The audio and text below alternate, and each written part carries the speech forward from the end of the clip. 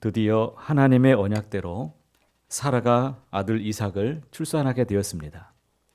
이 사실은 1절만 보아도 얼마나 기쁨이 넘치는지 모르겠습니다. 여호와께서 말씀하신 대로 사라를 돌보셨다라고 말씀하십니다. 여호와께서 말씀하신 대로 사라에게 행해 주셨습니다. 사라는 지금까지 늘 응어리를 마음에 안고 살아왔을 것입니다. 일평생 동안 마음 한구석에 그늘이 항상 있었습니다. 그런 그녀의 마음의 응어리가 한순간에 다 해소되는 것을 그녀가 경험하게 된 놀라운 사건입니다. 이삭의 출생을 통해서 사라는 이제 살아계시는 하나님을 그가 진정으로 경험했습니다.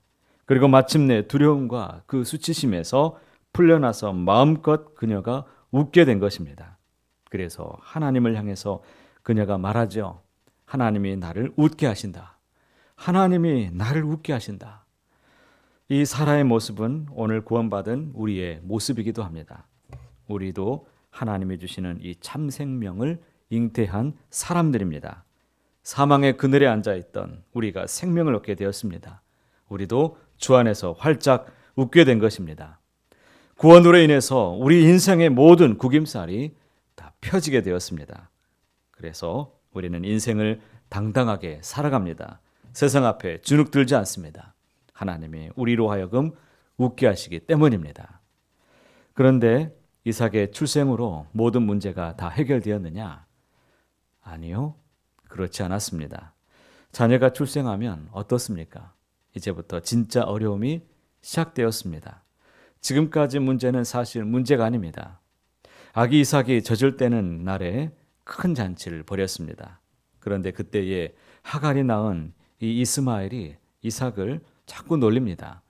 유대인들은 보통 3살까지 오랫동안 젖을 물린다고 합니다. 그러니까 이삭은 3살이고 이스마엘은 지금 17살 나이가 되었을 것입니다. 이삭이 태어나기 전까지 이스마엘은 그래도 아브라함의 사랑을 독차지하면서 살아왔습니다. 그러나 이삭이 태어나게 되었습니다. 그야말로 이제는 개밥의 도토리 같은 그런 신세가 되었던 겁니다. 그러나 심술도 이렇게 날만하지 않겠습니까? 17살이나 되어서 3살 된 이 아기를 그가 괴롭혔다는 것입니다. 그리고 이걸 본 사라가 그야말로 눈이 뒤집혔을 것입니다. 그래서 10절에 보면 사라가 아브라함에게 하갈과 그 아들을 내쫓으라고 그렇게 요청합니다. 이 말을 들은 아브라함은 그야말로 징태양난의 상황에 빠졌습니다. 아무리 첩의 소생일지라도 이삭이 태어나기 전까지는 얼마나 그를 예뻐했겠습니까? 지금도 이삭만큼은 아니지만 그래도 늘 마음에 둔 그런 자식이었습니다. 그런데 어떻게 내쫓을 수 있겠습니까? 그야말로 이러지도 못하고 저러지도 못하는 그런 순간이 지금 찾아왔습니다. 그런데 이때도 하나님께서 해결해 주셨습니다. 하나님이 그대로 하라는 거예요. 사라의 말대로 그냥 보내라고 말씀하십니다. 하나님께서 그 씨도 아브라함의 씨이기 때문에 하나님이 돌봐 주실 것이다 말씀하시고 그렇게 보내게 되었습니다. 그렇게 하갈에게 물과 이 떡을 챙겨주면서 아브라함은 두 사람과 아마 시선을 마주치지도 아마 못했을 것입니다. 하나님 두 손에 다 맡기며 떠나 보내죠. 참으로 슬픈 장면이 벌어지고 있는 것입니다. 그렇게 길을 떠난 하갈과 이스마엘은 브엘세바 광야에서 그만 길을 잃고 말았습니다. 방황하다가 쓰러져 지쳐 있습니다. 광야에서 물도 다 떨어지게 됩니다. 어떻게 할 수 없는 그런 지경에 이르게 되었습니다. 기진한 이스마엘을 그늘에 두고 하갈은 조금 떨어진 거리에서 대성통곡을 합니다. 16절과 17절의 말씀을 읽어보겠습니다. 이르되 아이가 죽는 것을 참아 보지 못하겠다 하고 화살 한바탕 거리 떨어져 마주 앉아 바라보며 소리내어 우니 하나님이 그 어린아이의 소리를 들으셨으므로 하나님의 사자가 하늘에서부터 하갈을 불러 이르시되 하갈아 무슨 일이냐 두려워하지 말라 하나님이 저기 있는 아이의 소리를 들으셨나니. 하나님은 애굽 여인 이 이방 여인 하갈에게 약속의 말씀을 들려주었습니다. 하갈은 지난날 임신한 채로 사라를 피해서 도망치던 날 자신을 살피시던 하나님을 다시 배웠습니다.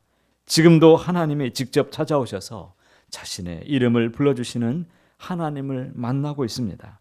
두려워 떨고 있는 하갈에게 두려워하지 말라고 지금 말씀하십니다. 하나님이 아이의 울음소리를 들으셨다고 지금 말씀하시는 거예요. 우리는 인생에서 터닝 포인트가 필요합니다. 막연히 알고 있는 하나님이 아니라 내 인생의 문제 가운데 개입하시고 찾아오시는 하나님의 인도하심을 분명히 바라보고 느낄 수 있어야 될 것입니다. 하나님은 하갈에게 물이 있는 곳으로 인도해 주셨습니다. 그리고 약속의 말씀을 주시고 이렇게 말씀하시죠. 19절 말씀은 여러분 오늘 하루 이 말씀을 꼭 붙잡으시고 기도하시는 하루가 되시길 바랍니다. 하나님이 하갈의 눈을 밝히셨으므로 샘물을 보고 가서 가죽 부대에 물을 채우다가 그 아이에게 마시게 하였더라. 하갈의 눈을 밝혀주셨다라고 말씀하십니다. 하나님은 하갈의 눈을 밝혀주었을 때에 그때 샘물을 보게 되었습니다. 이것이 우리 신앙의 놀라운 분기점입니다. 하나님이 찾아오시면 우리 눈이 열리게 되는 놀라운 사건이 임하게 되는 것입니다. 그동안은 본다고 했지만 보지 못했습니다. 그러나 하나님께서 찾아오시면 우리의 눈이 이렇게 볼 수 있게 된다는 겁니다. 지금 하갈은 눈이 열리니까 샘물이 보였습니다. 그런데 이 샘은 그 자리에 항상 있었습니다. 지금까지 못 보았습니다. 우리가 정말로 온전한 믿음을 갖게 되면 하나님이 우리 앞에 있는 장애물을 넘어서 그 눈을 열어서 보게 하시는 것을 우리가 믿으시기를 바랍니다. 지금까지 보지 못했던 것들을 다 보게 하십니다. 꿈도 보게 하시고 비전도 보게 하시고 소망도 보게 하시고 하나님의 능력과 은혜를 우리에게 보게 하시는 것입니다. 지금까지는 두려워서 못 보았습니다. 그 두려움 때문에 영적인 그 두려움으로 인해서 사방의 모든 것이 가려져서 보지 못했습니다. 그래서 하나님을 하갈에게 나타나셔서 두려워하지 말라고 말씀하신 것입니다.